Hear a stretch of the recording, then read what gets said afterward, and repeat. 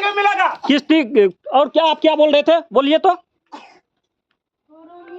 बोलिए बोलिए बोलिए, क्या बोल रहे थे? अरे बोलिए क्या बोल रहे थे कि मतलब किस्ती लेने के लिए आए कि बोल रहा है कि रेप करने आए? अभी कौन किसको ये थी है?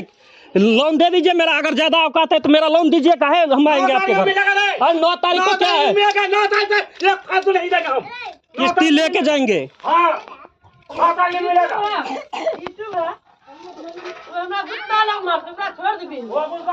तुरंत डर से भाग गया। ज्यादा औकात है तो अपने लोन अपने आप घर में किसी से मांग लिया करो, दूसरे से ले लिया करो। काहे तुम लोन उठाई? लोन क्यों उठाई तुम? कंपनी लोन लोन तुम क्यों उठाई? जब किस्ती नहीं भरने का औकात है तो लोन काहे उठाई? कंपनी अरे 9 तारीख क्या होता है? 9 तारीख से गुजरा ना, आज कितना तारीख है? 29 तारीख है। कंपनी बस्ती का कंपनी पागल क्या? तो मत लिया कीजिए ना, जबरदस्ती दिया था।